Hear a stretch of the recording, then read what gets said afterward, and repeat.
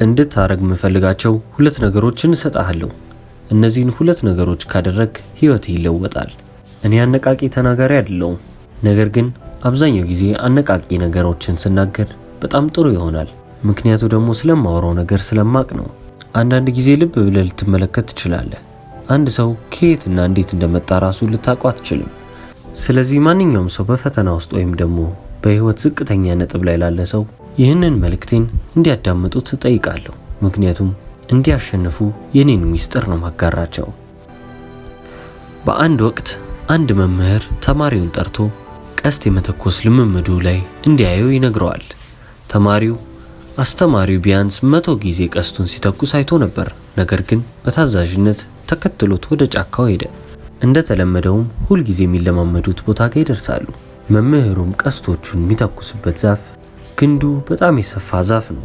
ስለዚህም በቦታው እንደደረሱ ለልምምዱ የሚሆኑትን ዕቃዎች መውጣት ጀመረ። ቀስቶቹን፣ ማስደገፊያውን፣ ሁሉንም ነገር። በመጨረሻም ከቀበቶ ስር አንዲት አበባ ወጣ። እሷንም አበባ ባለ ሰፊው ግንድ ዛፍ ላይ ቁጭ አረጋት።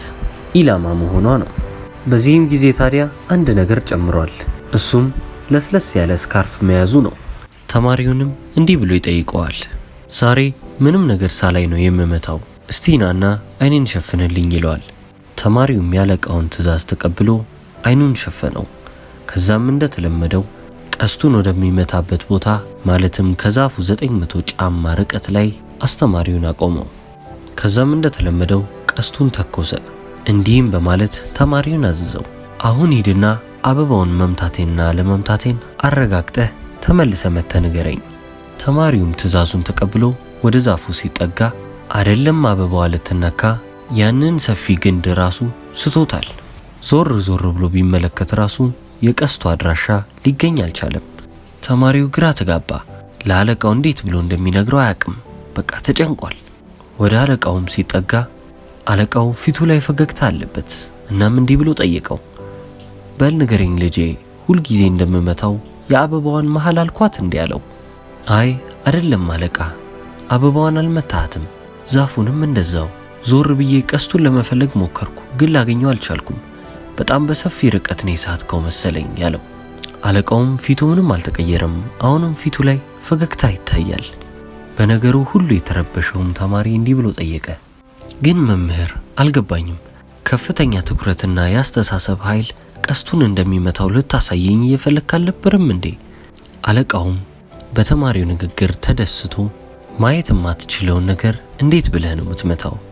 ምን ጊዜም ማየትን አስቀድም፣ ካየህ በኋላ ነው ሁሉም ነገር የሚመጣው አለው። አያችሁ፣ በዚህ ህይወት ውስጥ ወደ ግባችሁ ለመድረስ መሆን ወደምትፈልጉት ቦታ ለመድረስ መጀመሪያ ማየት አለባችሁ። ኢላማችሁን ማየት አለባችሁ። ግባችሁን ማየት አለባችሁ። ያለበለዚያ በዓለም ላይ ያለው ያስተሳሰብ ትኩረትና ኃይል ሁሉ ቢኖራችሁ እንኳን ኢላማችሁን እንድታጡ ያደርጋችኋል። ምክንያቱም ማየት አትችሉማ። አሁን ደግሞ ስቲቭ ሃርቪ ወዳለው ነገር እንመለስ። እኔ የምነግርህን ነገር አሁኑኑ ተግባራዊ ካደረግ ህይወትህ ሙሉ በሙሉ ሊለወጥ ይችላል።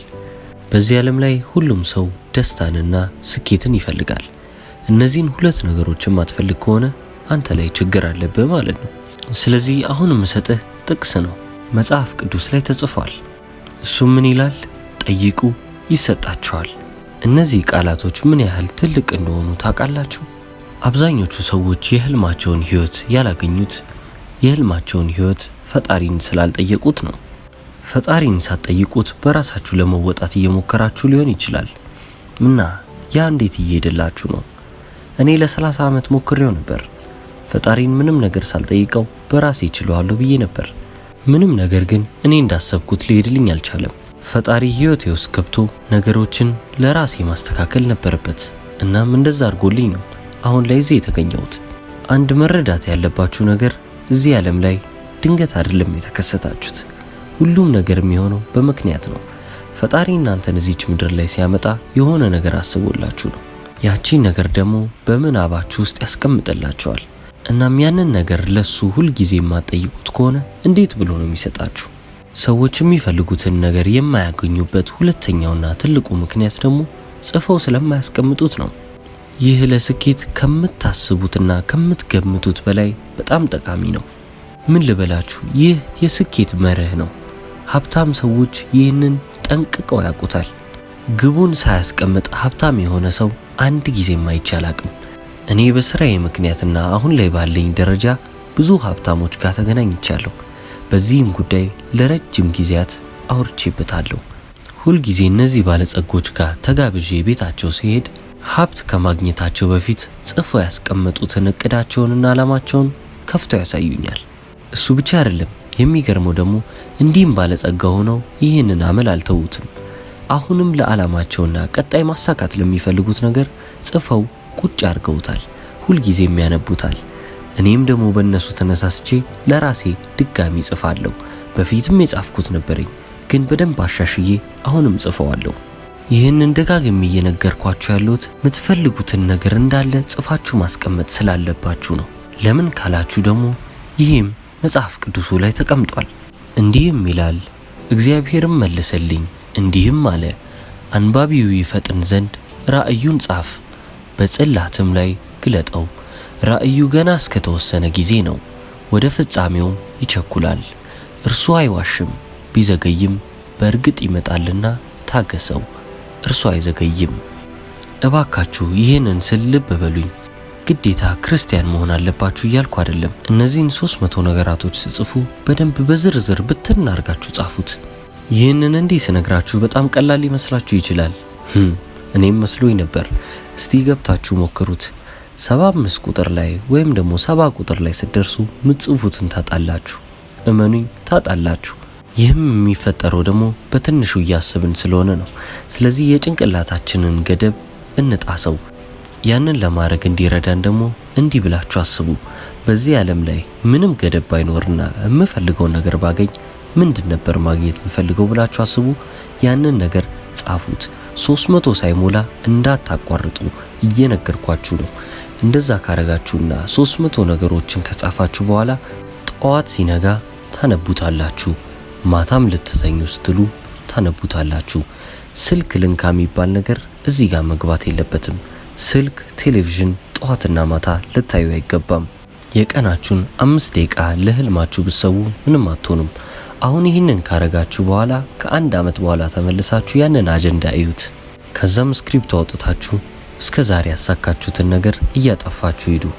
እውነቴን ነው ምላችሁ፣ ቢያንስ 30ውን ታጠፋላችሁ።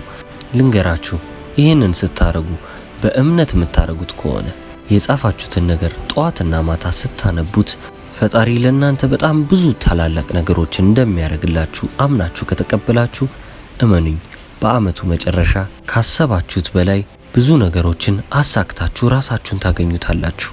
ይህንን እንዴት እንዳወቅኩ ታውቃላችሁ? ብዙ ሰዎች ሲያደርጉት ስላየው። ግን በደንብ እንዴት ቪዲዮ እንደወደዳችሁ ተስፋ አደርጋለሁ። ጠቃሚ ነው ብላችሁ ካሰባችሁ ስክሪኑ ላይ የሚገኘውን ቪዲዮ ክሊክ በማድረግ ማየት ትችላላችሁ። አመሰግናለሁ። ቻው።